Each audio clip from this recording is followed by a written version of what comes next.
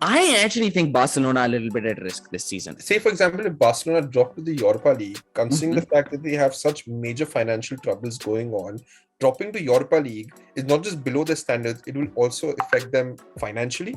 I've also learned not to pick against them because we did this episode exactly 1 year ago, and I remember saying that Liverpool are at risk of not reaching out of the group stage, and they went 18 of 18 points in the group stages. Casemiro, Toni Kroos, and Modric, each of them have won the Champions League 5 times, together being that midfield triumvirate. I actually think this is the weakest version of Dortmund we've seen in some time. You know what? I always think PSG does the opposite of what you expect. According to me, Tottenham are the underdogs this season. They are the dark horses this season. This is a very non-quantitative element, but they've never been able to validate themselves as being a real powerhouse in football. And there's no reason for it anymore. They have a top-class manager. They are willing to spend in the transfer market. They have some real top-class talent. Perhaps also have the best stadium in the world. Exactly.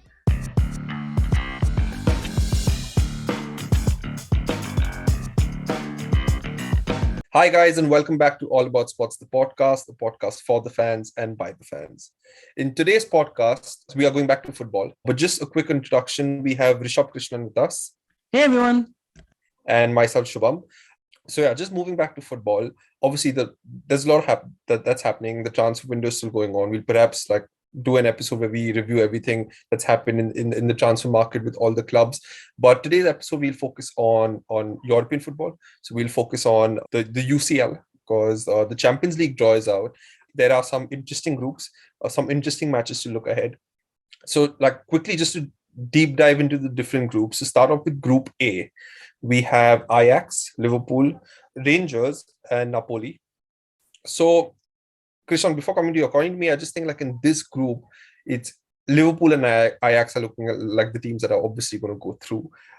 Liverpool are obviously strong this season. Shaky start to the season, but I think they played Bournemouth and they won 9-0. Yep. That was an amazing performance from them. Although having said that, I don't think this Liverpool team is like the teams of last season or the season before that. I think losing out Mane is definitely a big player gone. They have gotten Nunes, who started off okay, but he hasn't started off like, say, Haaland, who has just backed in a hat trick, is all guns blazing. But yeah, definitely they're a strong team. And the second team is Ajax, according to me. What are your thoughts? I think I have to agree with you, Malu, but I'll completely admit a part of it is I've kind of lost track, especially of Napoli and Rangers in the recent years, right? I've kind of lost track. Napoli have fallen off a little bit from what they used to be. Also, they've lost some of their big players, specifically Koulibaly now moving to Chelsea. So I definitely think this one's a no-brainer. I do agree with you that Liverpool does not look the same as they've looked in the past. Some of it is momentum, but I do agree that they are not looking as dominant as they have in prior seasons.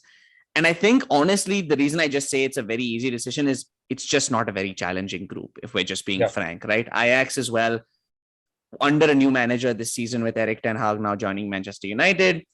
They are a team who've made some interesting signings. They brought Bergwijn. Tadic continues to be at the team. Berghuis, I believe, is still playing with them. So they'll be a solid second runner-up, but I just don't see Napoli and Rangers competing with them. And frankly, probably good for Liverpool to kind of get the momentum going. I think they need a couple of easy fixtures across formats to just kind of set the ball rolling in and keep them going. But yeah, not the most exciting group, to be honest. But, I think you touched upon one good point. Just because, obviously, we are both of us are pretty clear on the fact that Liverpool will top the group, followed by Ajax. But just in terms of the distance they could go in the tournament. So, touching upon Ajax, Ten Hag, I think he was there for three and a half seasons, won the division three years back to back, took the team up to the semi-finals where they, I think, lost to Tottenham maybe 2-3 seasons back. Strong team. Ten Hag is gone. You have Martinez who's left. We have potentially Antony's also going to leave. I think it's done now. I think it's done. That's what it's looking like. But till the time the announcement is not done, so I'm not going to say much. I don't want to jinx it. But yeah, so this is an Ajax team which might potentially enter Europe not looking like the team they were. And we have Liverpool, who they've lost Mane, but they've signed Nunes. But having said that, Liverpool have also come under criticism given the fact that the midfield is not functioning the way it used to. It's an aging midfield. They have injury concerns. Where do you think they will go in Europe? Okay, we know they'll get out of the group stage, But after that, what do you think? Where will each of the team go? A friend mentioned this theory on teams that perform well in the Champions League, and I actually completely agree with him. Whereas I think it's very teams that tend to be quick teams that aren't sort of over dribblers tend to be more successful in the Like Champions League. direct teams. Direct teams, like Real Yeah. Madrid is obviously one of the most historically in our time that we watch football. Real Madrid has been phenomenal. There are the exceptions of Barcelona, but I think Liverpool fits into that genre of team. So I'm going to say they're still going to be phenomenally successful. My prediction is maybe I actually think they could go as far as even the semifinals. I've also learned not to pick against them because we did this episode exactly 1 year ago, and I remember saying that Liverpool would not are in because of their depth at risk of not reaching out of the group stage, and they went 18 of 18. Oh well, yeah, 18 of 18 points in the group stages. So I've learned not to bet against them in the Champions League. I don't think their Premier League season will be as impressive, but I think Champions League, they are just the ilk, and the way they play is very well suited to teams that I believe just will be successful. I think they'll do well. I don't know what your thoughts on that, Malu. I think Liverpool make it to the quarterfinals. I don't think they will make it to the semifinals this season. At least that's what I think. And the reason I think that is because I just feel that midfield. Look, see, unless in the last 3-4 days of the transfer window, they sign a top midfielder, I just don't think they have that midfield. And their midfield clicks a lot because of Thiago, who has injury concerns. So I think if all of that is that is still a question mark, then I think they make it to the quarterfinals. Beyond that, I don't think they make it. And in terms of Ajax, I think if they make it to the quarterfinals, it's an achievement for them. I think the journey will end at down to 16. Do you agree with that? Ajax as well? Yeah, I think so. I don't see a lot of optimism for Ajax. I even amongst the dark horse teams this season, I don't see them as one of the big dark horses this season. Again, they could prove us wrong. Very honestly, for me, it's less from a clear perspective on what I think of their team and more just I think there's so much change. It's hard to come back from that. So I agree with you. I don't see them being the dark horse team that goes kind of far this season, very honestly. Yeah, I'm on the same page. So moving on to Group B, we have Porto, we have Atletico Madrid, we have Leverkusen, and we have Club Brugge. Atletico and I think Atletico make it through for sure, just given the fact that there's Diego Simeone, who's a genius of a manager. People can criticize his way of playing, very negative or whatever, but he gets results. So I think they definitely get out of the group, they top the group. Club Brugge probably finish last. You'll have to help me out here because when it comes to Porto and Leverkusen, I'm not quite sure as to which team is better, which team is performing better. I just feel I would say Porto to finish number 2 just because of their historic achievements as a club, and because I think Porto as a club is bigger than Leverkusen. That is based on what I think they finished second. But what are your thoughts? I think I have to agree with you on that one too. I think Porto, even though I don't know, again, a whole lot about their squad recently, I'm kind of looking at their squad. There's some names that seem familiar. Pepe somehow is still playing football, which is incredible. He's still at the heart of their defense. They have Urube.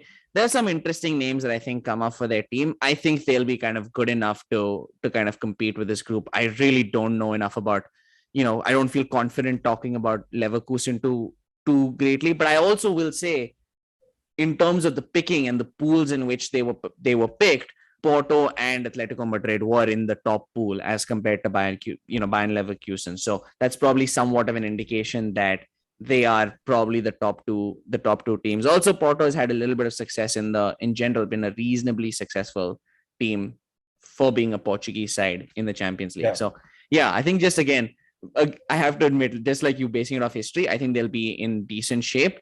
Atletico, I'm interested to see how far they go because I really like their team this season. Actually, I think they're going to be very exciting. I love that they have Morata again full-fledgedly back in the squad.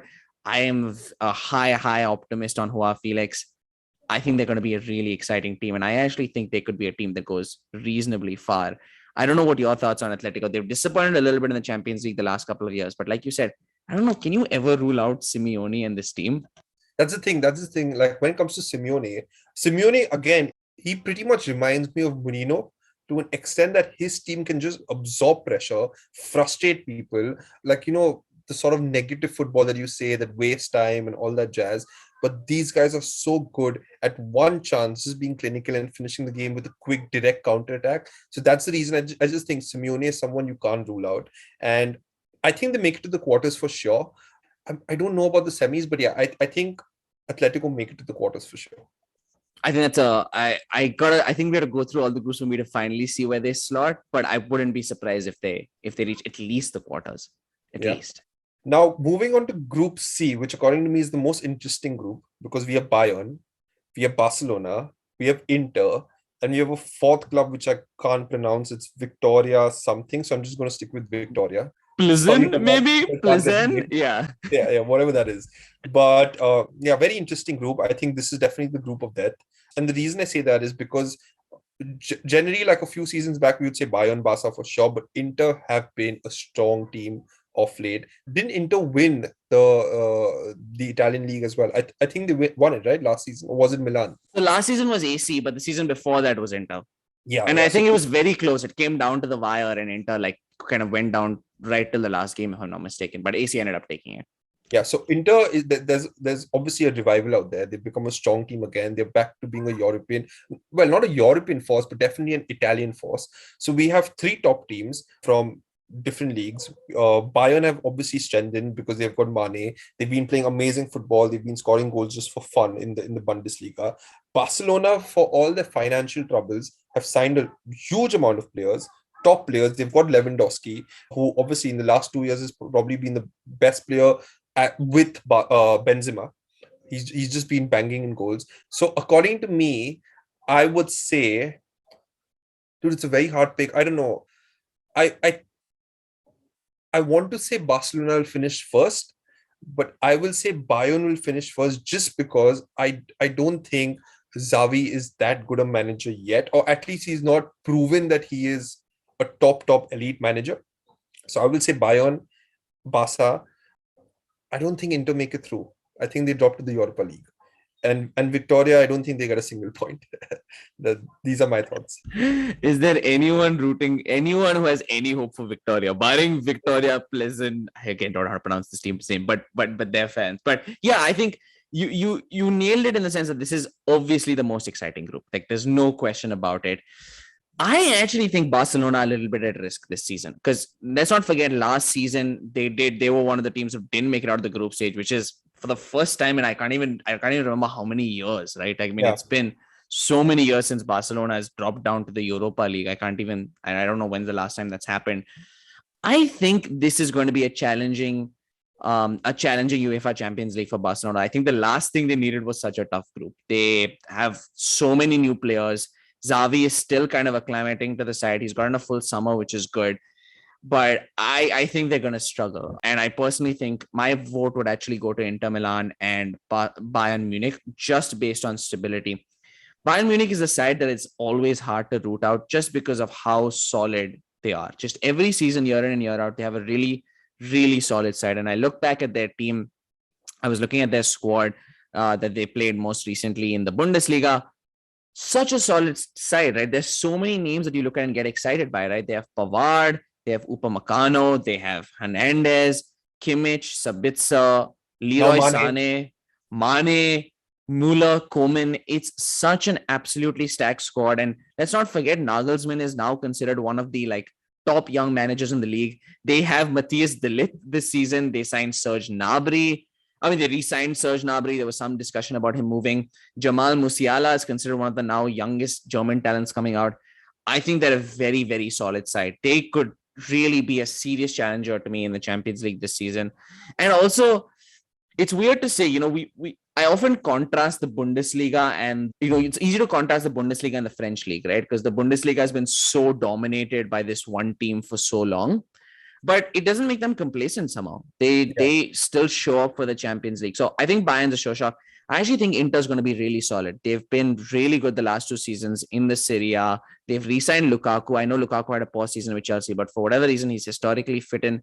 He's fit in pretty well with Inter Milan in his season before he was with Chelsea. They have some interesting, they also have some really, really interesting players who they've managed to keep, right? They've managed to keep Lautaro Martinez, which is huge. They just also have a lot of consistency. Like Brozovic is still in the team. Barella is still in the team. They still have De Vrij and Skriniar in the back. Some might argue they're getting old, but they've been performing well in the Serie A. I think if you just look at the teams on paper, you would argue Barcelona is better than them. But Inter Milan is a unit that has been pretty consistent in terms of the squad that they've had. This is the second season now for oh my gosh, I'm forgetting their manager's name, for Inzaghi, not Filippo Inzaghi, which is what I thought initially, but his brother. It's their second season, and he's the second season in charge. I just think they're going to be such a stable unit, and I think Barcelona, frankly, is a little bit lost right now. I need to actually see their results. Actually, it's very interesting because I want to see, say for example, if Barcelona drop to the Europa League, considering the fact that they have such major financial troubles going on, not getting Champions League revenue for the knockout stages, I think it's going to have such a detrimental effect on them. So for them, going and proceeding in the Champions League is not just like historically a respectful achievement or like a given that they should do. Dropping to Europa League is not just below their standards; it will also affect them financially. So yeah, I think it's going to be so crucial for them to get out of the group stage. But actually, what you say is a very valid and fair enough point that Barcelona don't have the stability that Inter have. I could not debate the fact that it could potentially look like Bayern, Inter, Barca. So yeah, fair enough. And it's the one thing that you hit on the nail on the head, which was just Lewandowski is just so good. I mean, their second game they won 4-1. He's already got into the goal scoring. He's already just been a goal scoring machine. That's the thing. Like the only I if they didn't sign Lewandowski, even with everyone else they signed, I would be a lot more certain on this choice. But Lewandowski has just been by far the best number 9 in football for the last 4 seasons. Pure number 9, if you're looking at, he is the best in football for the last at least 3 seasons, I would argue. So it's tough only because of him. But who knows, man? I mean, it's fun that he'll be facing Bayern in the next one. Yeah, true. Let's move on to Group D. I think Group D we can finish off pretty quickly. We have Frankfurt, we have Tottenham, we have Sporting, we have Marseille. I think Tottenham top the group. The reason I say that is, according to me, Tottenham are the underdogs this season. They are the dark horses this season. And the only reason I say that is because of Antonio Conte. I think that guy is a genius manager. I think even in the Premier League, they are going to be a force this season. I think even during a Premier League predictions, I said they're definitely going to be top 4. They are a team that are going to have like some good, they already have good players. There'll be good performances. And given this group, definitely they're topping the group. And the team that finishes second, there are actually rumors that Cristiano Ronaldo might move to Sporting. So it'll be interesting if Ronaldo moves to Sporting. But currently looking at their squads, I just feel Marseille would probably finish second. So I would go with Tottenham and Marseille. That was going to be my pick as well, actually. The second one, I think Marseille it looks pretty interesting, right? They signed Alexis Sanchez. Actually, Inter Milan were looking to get off him for a long time. They've finally been able to get off Alexis Sanchez, who's gone there. He scored 2 goals in his game against Nantes, which was actually today. They have some interesting players, right? They have Guendouzi, they have Dimitri Payet, Nuno Tavares is on loan from Arsenal. They're a pretty interesting squad. I actually don't know how they dropped into being in the lowest pool for selection in the Champions League. But one thing we can say is their team that is going to play this season is a lot stronger than their squad last season. So I think they're going to be an interesting team. I definitely think they're going to be the second choice. I think Eintracht Frankfurt, if I'm not mistaken, had a phenomenal Europa League last season. I believe we're in the finals of the Europa League. So that's probably that's probably the reason why they were in the top pool with Tottenham. But I have to go with Marseille too. And just quickly on the Tottenham piece, this would be a really nice statement piece for Tottenham and Conte if they can go far in the Champions League, right? I think so much of Mauricio Pochettino's legacy is that Tottenham reaching the Champions League final against Liverpool, right? And I think this could be a real statement piece for Tottenham because I just feel this is a very non-quantitative element, but they've never been able to validate themselves as being a real powerhouse in football. And there's no reason for it anymore. They have a top-class manager. They are willing to spend in the transfer market. They have some real top-class talent. Perhaps also have the best stadium in the world. Exactly. But there is still this slight, almost like way in which they're viewed where they haven't validated themselves as big superpowers. So I think this could be a big statement for them. And this is, I think they should coast through this group. This should not be an issue for them, at least at the group stage level. Definitely. So quickly moving on to Group E, which I think also is pretty much a given. We have Milan, Chelsea, Salzburg, and Dynamo. I again don't know how to pronounce the second name. That one I think I know is Zagreb. That's the one I've done. That one I So I think it's going to be Milan followed by Chelsea. I don't think it's going to be Chelsea topping the group. I think Milan will top the group. Chelsea finishes second. Salzburg finishes third, and Dynamo finishes fourth. Perfect point, Manu. I think I actually agree with you on this one. And I want to reiterate a point, and I'll shout out, go watch our episode of the Premier League review of the season, because Malu made a really good point, which I loved, which was, however Chelsea performs this season is almost irrelevant. This is a 3 to 5 year project with a new owner, right? And you made this point, which I absolutely loved. This year is almost obviously they're going to try. I mean, players will always try to do as well as they can. Managers will always try to do as well as they can. But right now, they're just in a bit of limbo, right? They've lost players. They are struggling to find a number 9. They desperately need a number 9. There's so many gaps they need to fill in their team. Their biggest signing this season was Cucurella, who's a 760 million left back. There's so many gaps this team has to fill. AC Milan is looking absolutely solid, right? I mean, winning the Serie A last season. They're growing. I don't think they're a particularly elite team when you compare it to global football, but I just think with the gaps in Chelsea right now, they will be better than them. And I will say, I expect some challenges from RB Salzburg. I just want to say the Red Bull teams have historically been really, really smart in the coaches they bring in, the players they bring in, the way they fund their players. They're very, very data analytics focused.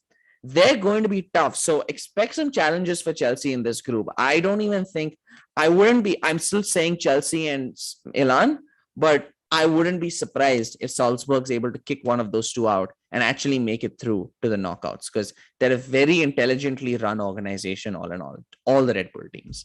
Yeah, definitely. I think I agree with you in terms of the way the organization is run, especially given the fact that we had such a close experience with, who was United's last manager? I can't remember his name. Rangnick, Ralf Rangnick. He was the sporting director of Red Bull football, and it's very clear that these guys, like you mentioned, are extremely detail oriented, intensity. What is it called? Gegen pressing, or whatever, the like hardcore pressing style of football. So yeah, it looks interesting. Given the fact that Chelsea do have gaps, maybe they could struggle. I don't see Milan struggle much just because of the fact that they have stability. They've won a big trophy after many, many years. So they have that winning mentality. They know how to grind out results. Chelsea might look a little shaky, but yeah, that's Group E. Quickly moving on to Group F, I don't think there's much to discuss here. We have Real Madrid, 14-time Champions League winners, definitely topping the group. We have Leipzig, Shakhtar, and Celtic.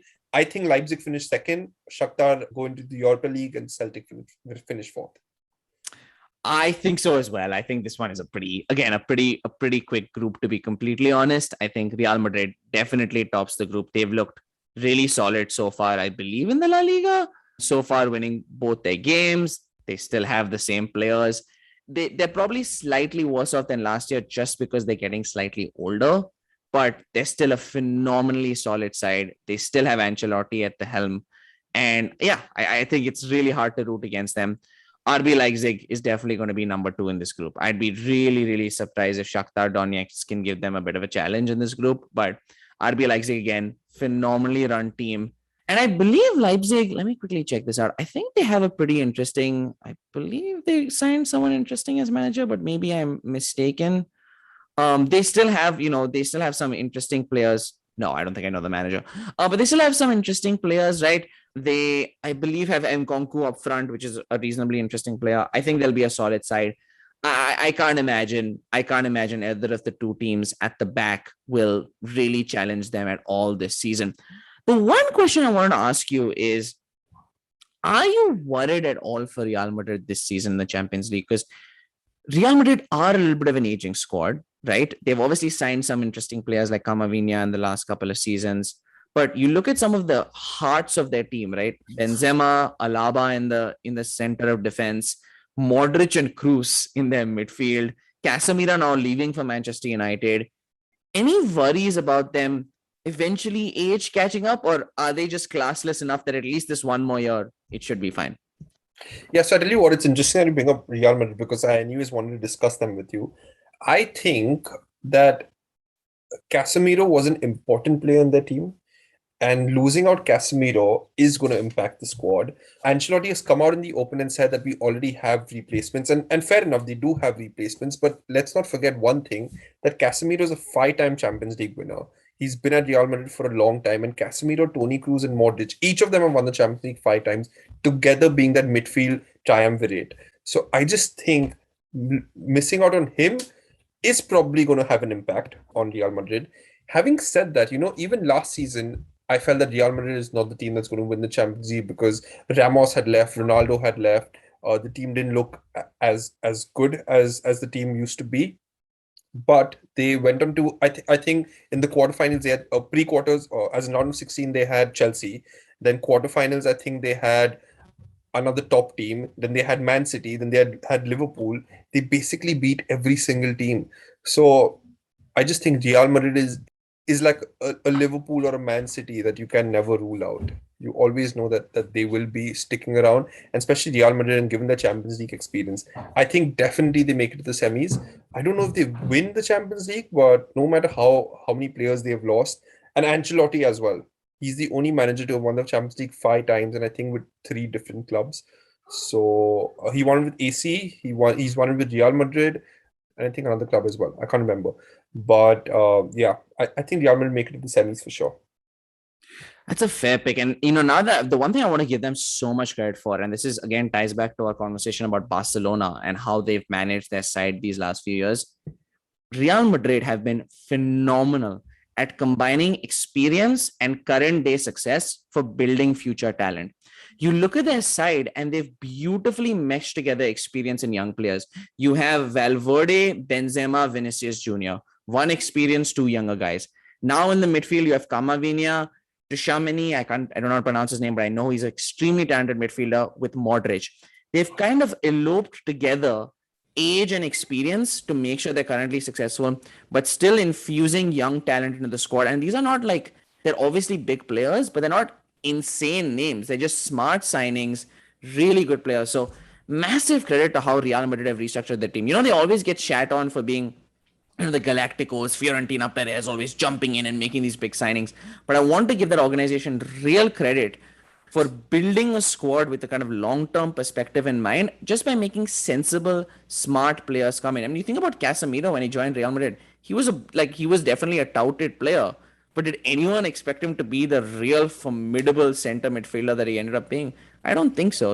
And I tell you what, just to touch upon everything that you said, definitely I think Real Madrid, like all the behind the scenes, the people who work to ensure that they have such an amazing squad year on year, it could probably be a case study as to how you should run a football club. Because let's keep in mind that perhaps in the last 4 seasons, if we start from the defense, they lost Varane and Ramos, who were their centre backs.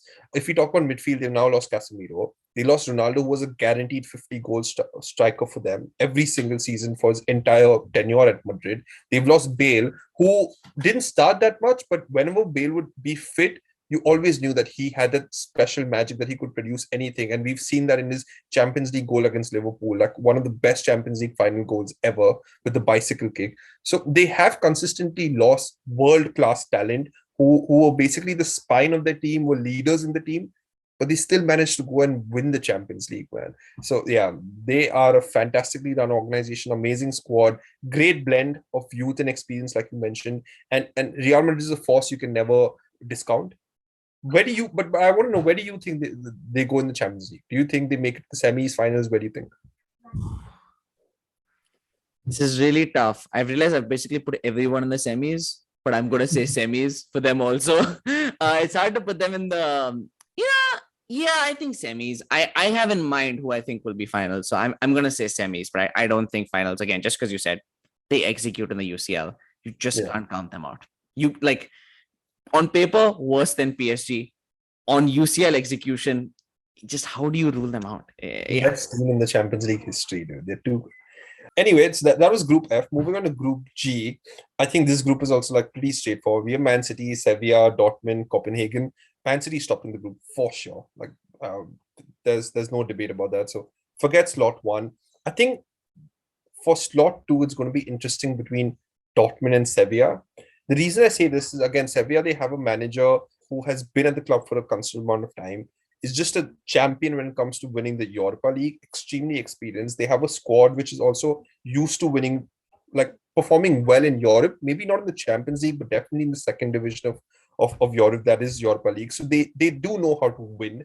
And then you have Dortmund, which is obviously like, it is a side that you have to always like be cautious about. They are capable of upsets. They are capable of playing like some amazing football. Obviously, they've lost Haaland, who was their star player. But having said that, Dortmund, they have a history of nurturing talent, losing talent when the big suitors come, but still being consistent performers. So I think Man City tops. I actually can't make a call on who finishes second. I think you in terms of the second place finishes, barring the obviously group of death with Barcelona, Inter, and Bayern, I think this is the most interesting group. So I think you're bang on with that one. I'm actually going to go with Sevilla because I think the exact reasons that you said. Lopetegui has had considerable success with his team. I believe last season, I think they finished third in the La Liga, if I'm not mistaken. I want to quickly look that up just to make sure.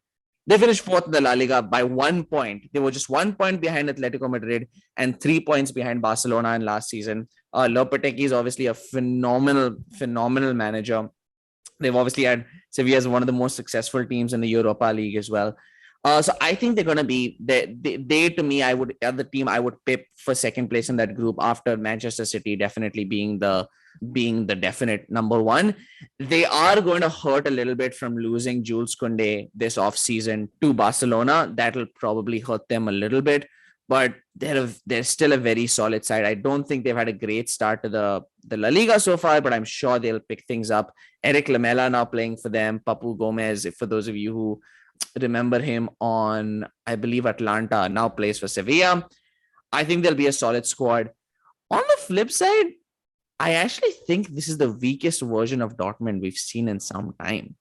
Haaland is a big piece to go. I mean, if we're talking about Lewandowski carrying Barcelona a reasonable distance in the Champions League, let's not forget how Haaland carried that team. I think to some extent Dortmund I give them a lot of credit. They're a very well-managed organization, but they're also an organization who've kind of admitted that they're content with where they are. They're not ever really trying to fund the club more. They're not trying to be this massive superpower club. And I think that's kind of manifesting itself now in this world where there's so many big money players.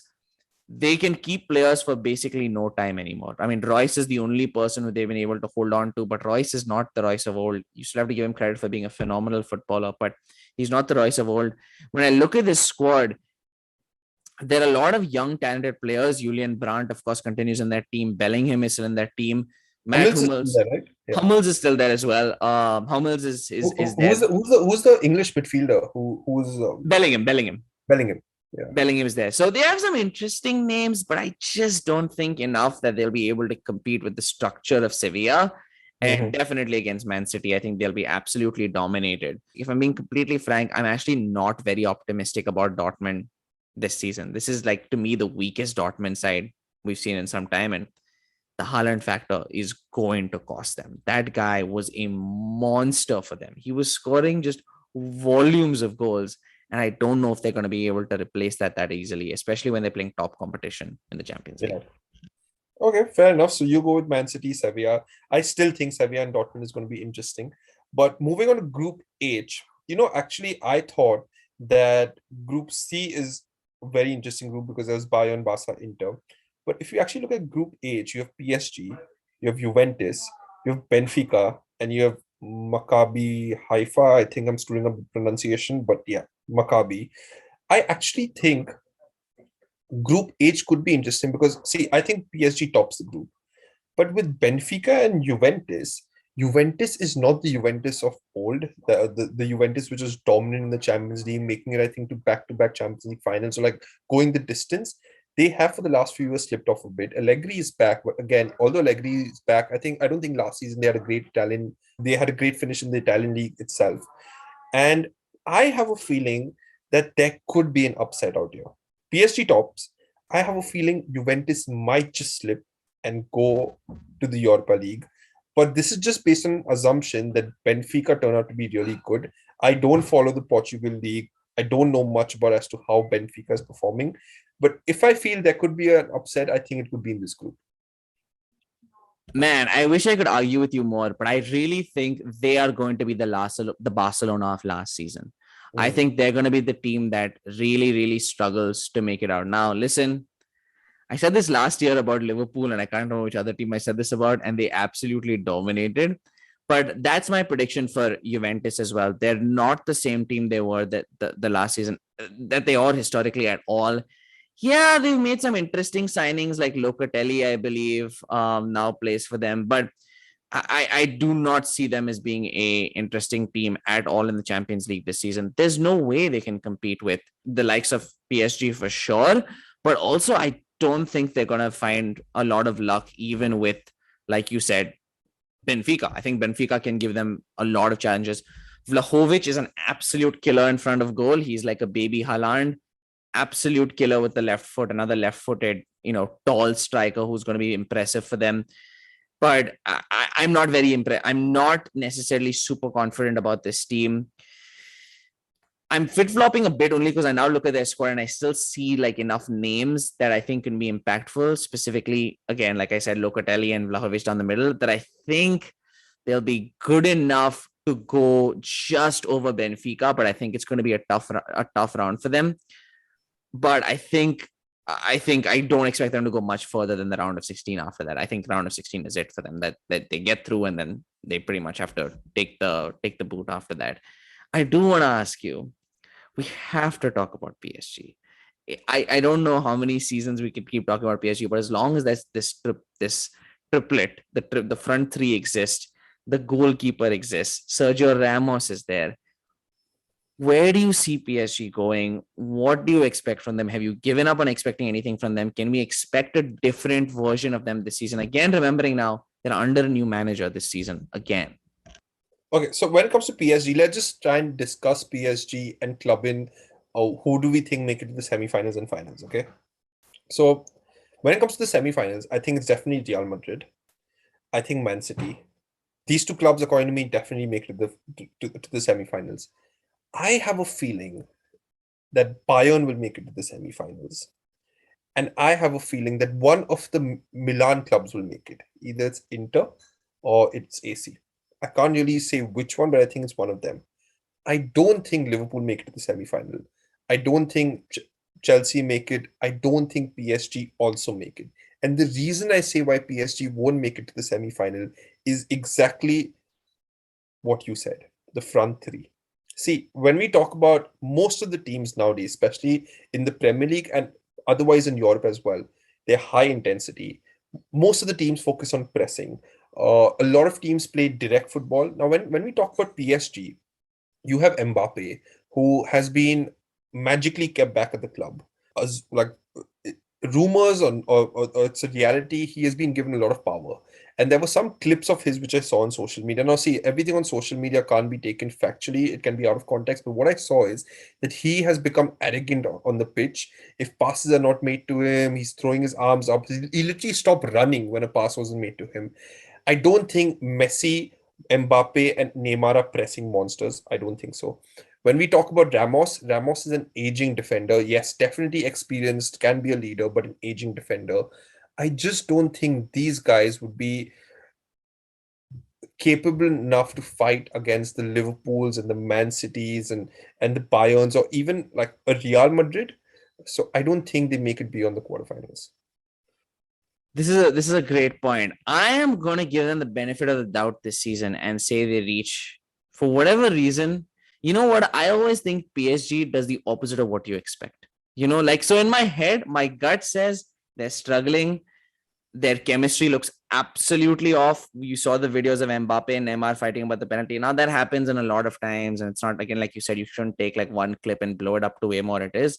But it doesn't feel like it's working. It's for whatever reason, it just doesn't feel like working. Again, like to your point, Ramos is almost a non-factor. Like I think they just signed him literally to be a leader in the dressing room. I don't think he's a particularly relevant contributor on the field, actually.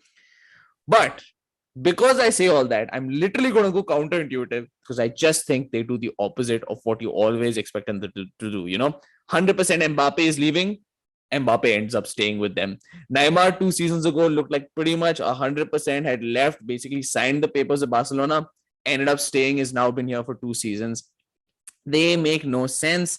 Anytime I have any opinion on them, I'm just going to go with the opposite of what my gut tells me. So I'm going to say they reach the semifinals. And the other ones that I think reach, I think City, Liverpool to me are just so consistent. I just think they're going to be in the semifinals this season as well. They will just make it through. The fourth team, this is really hard to say. I'm going to go against Real, which feels like a massive mistake to do. You never bet against Real in the UCL, but I'm going to say Bayern. I'm going to say Bayern somehow squeeze through. I was very optimistic about Bayern last year as well, and somehow they ended up losing to was it Leon? I can't remember the team. I remember they ended up losing to a team that was not particularly impressive. But I'm gonna say Bayern is my roundup of the 4 semifinal teams. Malu, if you don't have anything else on the last group, what are your predictions for finals and winner? Okay, so my semi-final picks were one of the Milan clubs. Just for the sake of this, because AC Milan won last season. So let's go with AC Milan, Bayern, Man City, Real Madrid are my semi-final picks. I have a feeling the final is going to be, I don't want to say this. I just don't, but I think Man City reached the final. And the reason I say that is because they have a number 9, and Pep has been crying for a number 9 for the last 2 seasons, and now he's finally got who he wants. So I think they make it to the final. I just have a feeling Real Madrid this time don't make it to the final. Although I really want them to, but I don't think they make it. I don't know why. I just have a feeling it's going to be AC Milan. I just have a feeling that AC Milan or Inter is going to go the distance.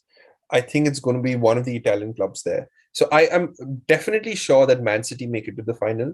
And I can't choose between AC or Inter, but I think it's going to be one of them. Who do you have as winner, Malu? Oh, winner. See, my winner is, I'm not going to go with my head. I'm just going to go with my heart because I can never say Man City win the Champions League.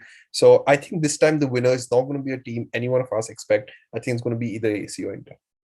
Damn, that's a real throwback. I can't imagine, 3 seasons ago, I don't think we could have ever imagined. It's probably a prediction where people would just be like, this guy's just talking shit. But I have a feeling it's going to be one of the Italian clubs this time. Hey, man, those are the predictions that, like, if they come, see, the problem is if you say Real, like, you'll be lost amongst all the millions of people who said Real. Like, this one, if it does come true, then if people will actually find you and be like, oh, this guy said this, right? It's like the guy who, I don't know if you saw this clip, but the guy who predicted Brentford beating United 4-0, and he was very genuine about his prediction. Oh, I don't know. It's this, I think it's a UK podcast, and this guy, initially everyone laughs at him, and he's also kind of joking, and then he says, you know what, actually I've watched games pretty carefully, and I genuinely think Brentford could beat United 4-0, and it ends up happening. But I'm gonna go with, and Malu, I've realized we never agree on this. Even last year we had a complete disagreement on who are the finals. I'm gonna say City reaches the finals. City wins the finals. Pep Guardiola finally gets his goddamn Champions League with Manchester City. At this point, I just wanted to get it so that he can get it over and done with, and this narrative is stopped. And the other semifinal, I'm going to say PSG. I don't feel good about it at all. But again, like I said, I'm just going to go counterintuitive to everything I ever think about PSG. Like last season, everyone thought they were so solid. They reached the finals. They didn't. This season, they seem so shaky. In the heart of conflict, I think lies their like ability to have success.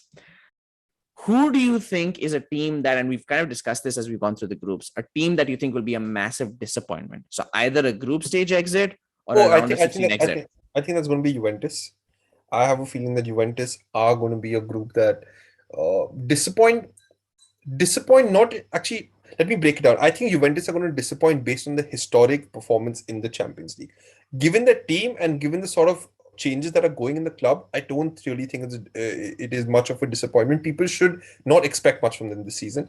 But just based on the stature that the club have, I think based on those standards, it is going to be Juventus. And a very close match, I think, is going to be Barcelona. I think these two clubs. You hit me bang on. Those are the two I was going to say. You said Juventus, so I was leaning towards Barcelona. Those are the two teams for me as well.